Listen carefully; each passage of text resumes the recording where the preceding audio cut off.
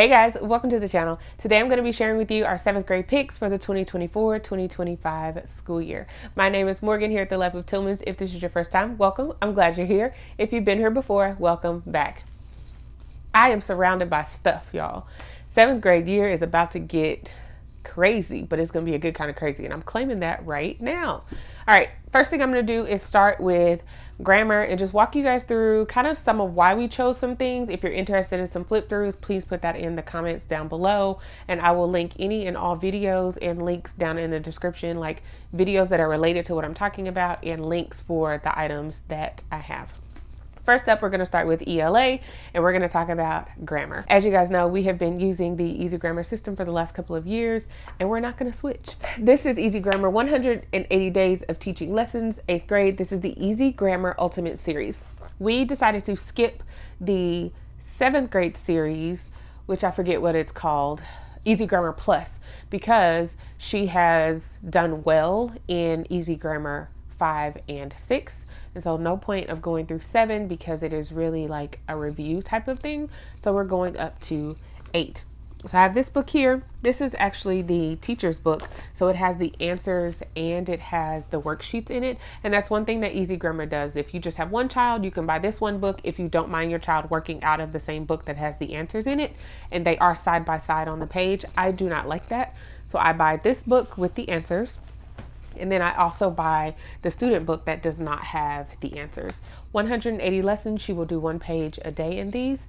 And then there are also tests that go along with it. We have really enjoyed Easy Grammar. She did not want to change. And so I figure, why not? We didn't need to, not yet. So we're going to stick with it. The next thing on the list is reading. So we have been doing literature studies for the past couple of years.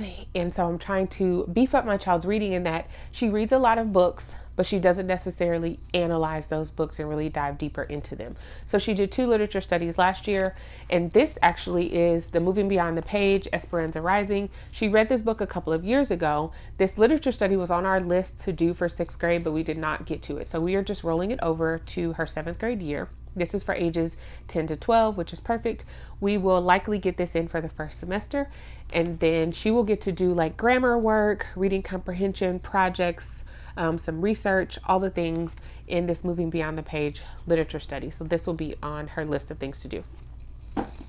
So while we're talking about reading and my desire to expose her to more literature and just really help her think critically about more literature, I started on a reading curriculum hunt. I was not necessarily looking for, and I say reading, a literature curriculum hunt. I was not really looking for a ton of other of the ELA components like vocabulary, spelling, grammar work, things like that. I wanted a small amount of those things if they were there, if they had to be there as a part of the curriculum, but more of the literature aspect. And that led me to this curriculum, Mastas Press. I have done a lot of research on this curriculum, and this is what she will be using for her literature studies for this school year. This is so rich, you guys. I'm flipping through it and I am just in love. I love the questions that it is making her think about and answer. I love the format of it. The only thing that I probably don't love is that it does not have a laid out schedule, and I will give you guys a flip through of it, but she chose this. She had 2 or 3 options. We sat down, we looked at them on the computer, and this is what she opted for. So this is the student workbook, and it goes through lots of different literature and poetry and excerpts. It does a full novel in here, a couple of novels, I believe. I haven't gotten to the end of the book already in my discovery and research to plan for it just yet, but I do know that there's at least 1 full novel that she will read as a part of this curriculum. So there are 4 books to it. This is the textbook is what I'll call it. And this is where she reads all of the literature from. And then there are 2 teacher's guides.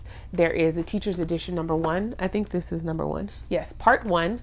And then there's also part 2. And this is Mastas Press Jade, which is for 7th grade. They have Gold, which is 8th grade, and that's as high as they go for the curriculum. She is really excited to dive into this. So am I, you guys. Like, just flipping through it, I'm like, oh my gosh, this is going to be exactly what I am looking for her. It is going to be a lot of work. I will not lie, and I've told her that as well, and she is aware of it. But because she loves to read, I think it's going to be something that's really going to stretch her, which is what I was looking for. She needs that stretch when it comes to the literature that she's reading, other than what she and I discuss. And so I think my STAS will be the perfect curriculum to do so. Let's see what else. Over here, we also have for vocabulary in the ELA, she is going to continue in word roots. She really does enjoy word roots. We also have level 2. This is level 1. And so she's over halfway through this. She's been working on it since her 6th grade school year.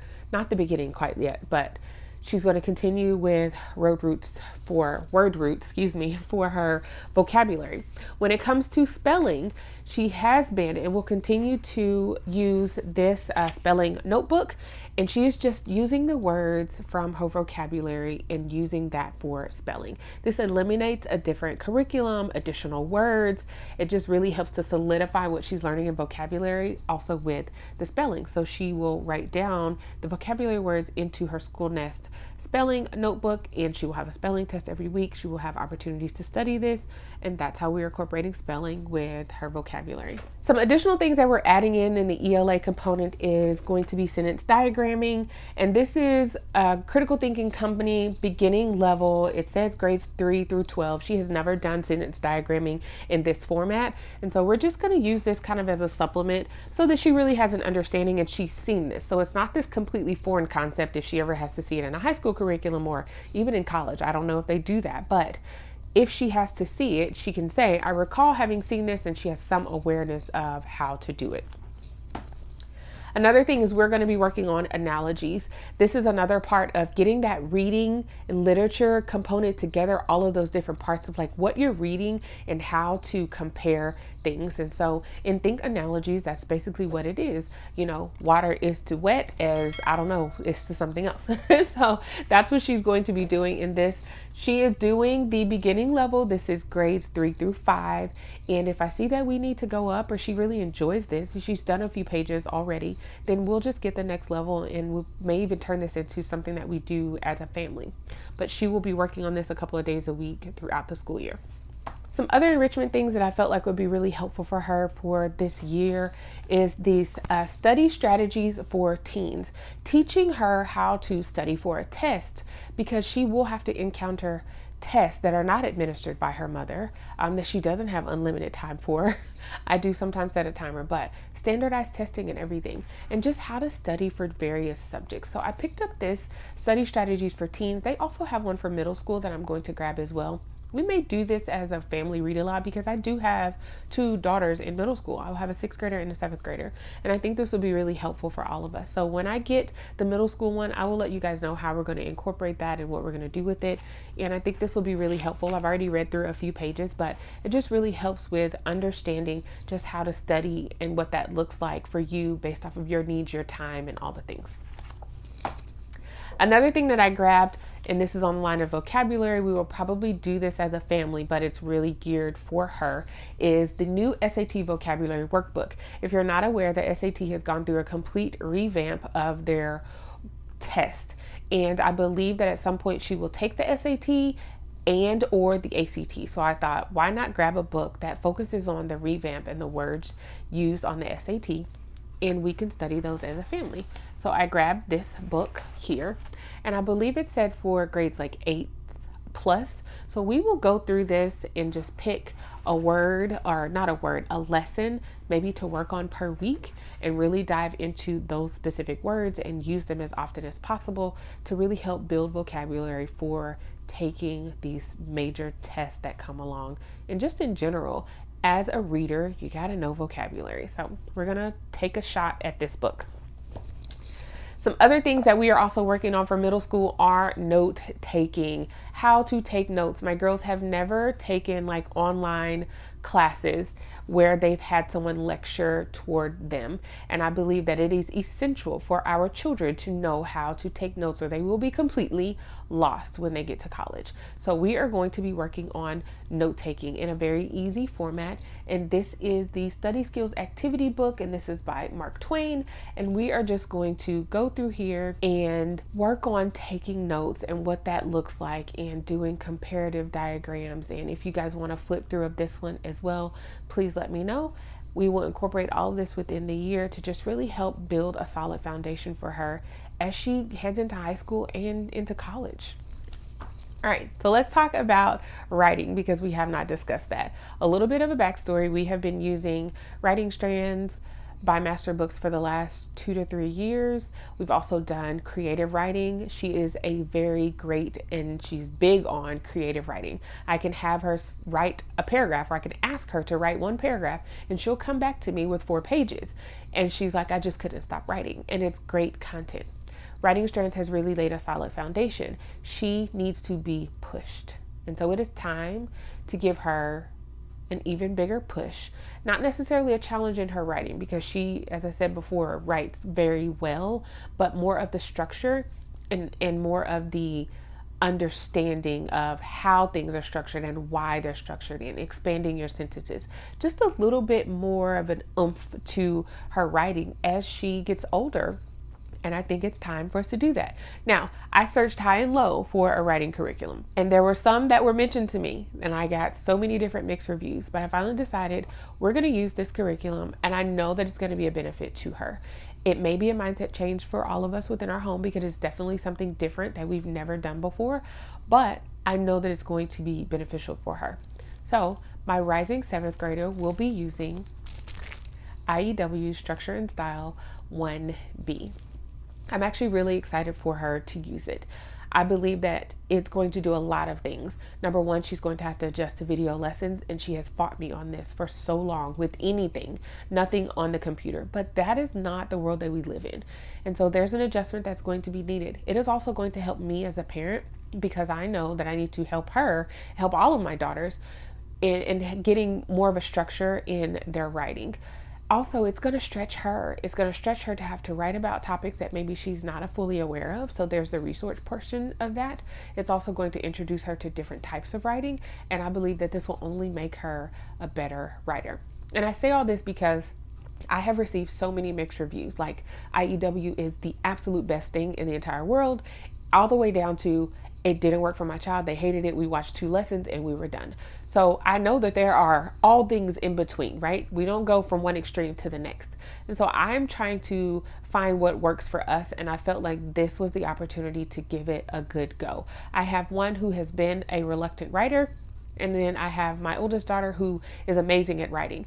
So I don't want to stifle her writing, but I believe that giving her the structure that IEW has, and maybe tweaking it a little bit to fit her needs, her desires, and skill level, this will be good on both ends for me and for her, and it will really help with her writing. So if you watched my 6th grade picks, you've also seen that my 6th grader will be doing IEW as well. They will not do them at the same time, at the same speed, but eventually my 6th grader will get into IEW Structure and Style 1B as well. So we're going to give it a go. If you guys have any suggestions or tips, tricks, anything, put those down in the comments, but we're really excited to get started with this.